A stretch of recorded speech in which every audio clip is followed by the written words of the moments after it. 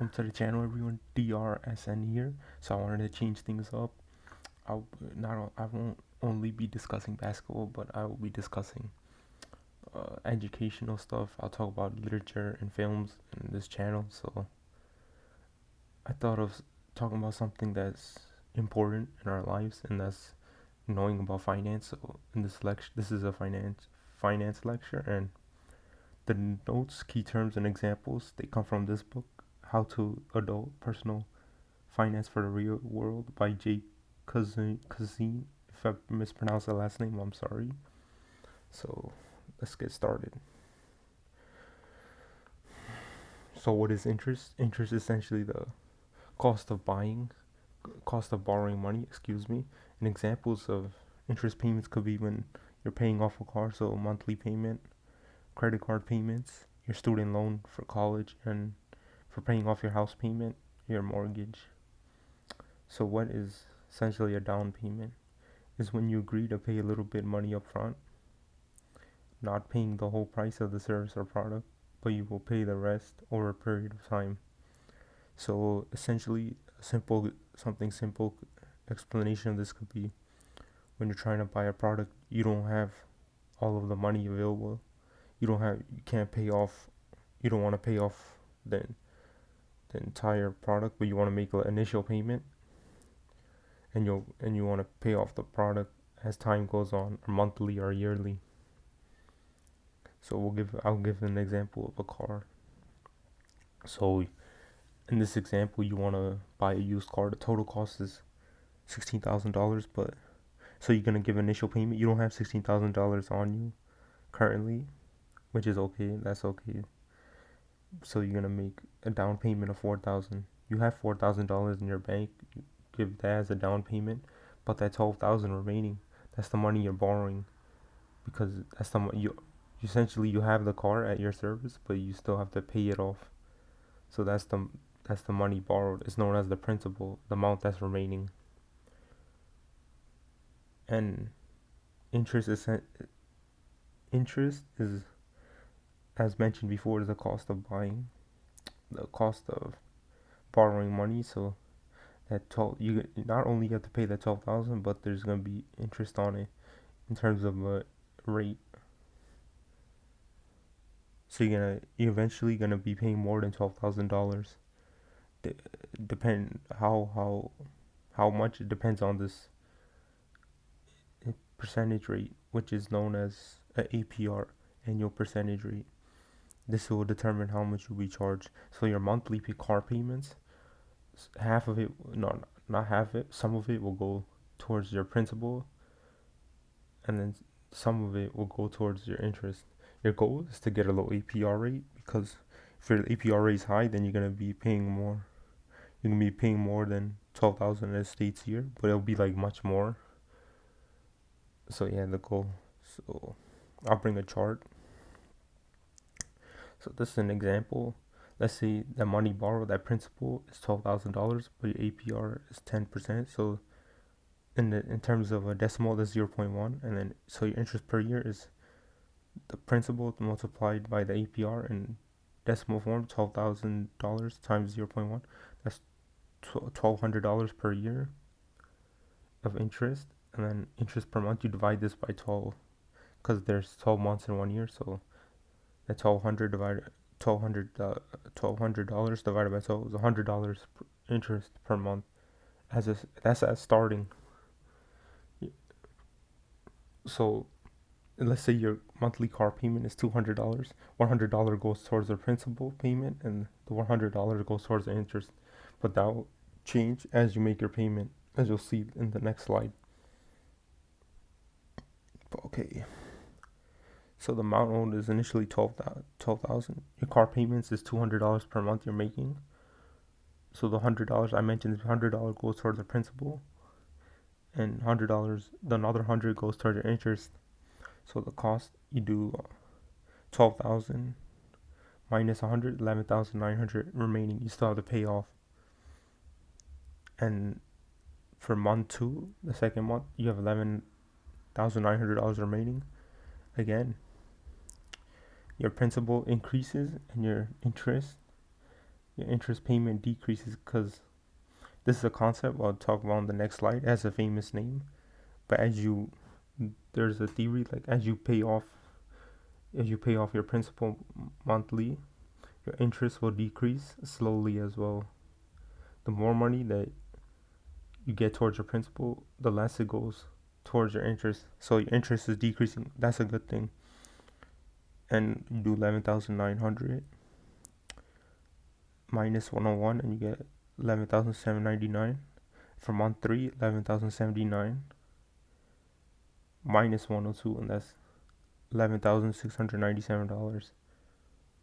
And let's talk about that. So as you make more payments and you lower the principal, more money goes towards your principal and less goes towards your interest. I just mentioned this, but the total payment, your monthly payment, remains the same. This has a name and it's called amortization. Sorry if I pronounced that wrong. So the main idea, the key tip is get a low APR percentage. You want a low, you don't want a high. And I'm gonna talk about like what type of, if you want your monthly payment to be high or low next. We'll talk about that. So we'll talk about how interest could be evil right now. So this is a student loan example. Let's say the student borrowed $37,584 for student loans, and then the APR percentage is 5.8%. So interest per year is $2,000, $2,180, because you do the money borrowed multiplied by 5.8% as a decimal, you get 2,000. Yeah. Interest per month, you divide this by 12, and you get $182 per month. So the student's paying, the interest for the student loan is $182 per month. That might be considered low, but here's where interest could be evil. So if your monthly payment affects how much money you get paid, how much money you're gonna pay total in the long run, and how much time it takes off. So this $182 monthly, it will never get paid off because of the interest. The amount of interest is infinity, and the total paid is infinity. This student, if in this situation, if their monthly payment was $182, they would spend their entire life. You don't want to spend your entire life paying off for a college student loan.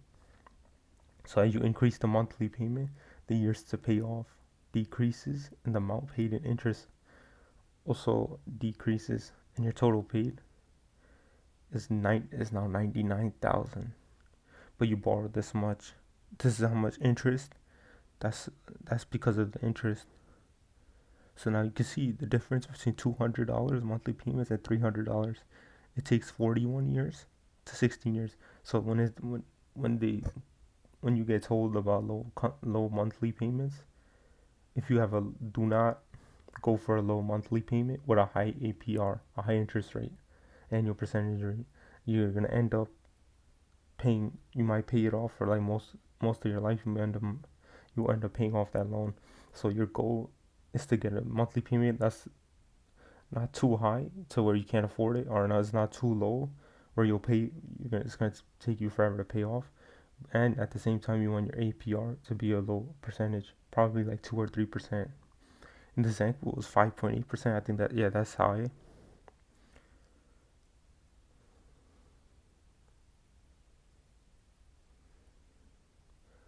Okay, let's see how interest rate could be good. So when you open up a savings account in your bank, let's say in this example you open a savings account with $10,000 and it has a 2% APR. In the APR in this situation, it means how much the bank will pay you back in interest, not how much you're gonna pay back. So interest could work in both ways, whether you owe someone money or whether someone owes you money. In a savings account, so in your first year you put $10,000, let's say your starting amount, and it's 2% interest. So 2% of 0.02 multiplied by $10,000 is $200. So you add these two, the interest plus that is $10,200. Now 2% APR, where the money you get to, is not realistic for savings account. Is in real life, realistically, is less than 0.5%. So and then Year two, this $10,200. What's 2% of that? It's $204. You add that together and you get 10,400. It builds up. You're building up your wealth just by creating an account and doing nothing. So this is known as compound interest. You're making money by having interest on interest. So you're stacking up. You're getting paid not only for the initial amount of money you started with, but also the interest that has already been paid to you. And things that banks are interesting in that when you put money into a bank, you're essentially giving the bank a loan. The more money the bank receives from its customers, the more money it can lend out to other customers and make profit by charging them interest. But in this case, they're not charging you anything, they're giving back to you.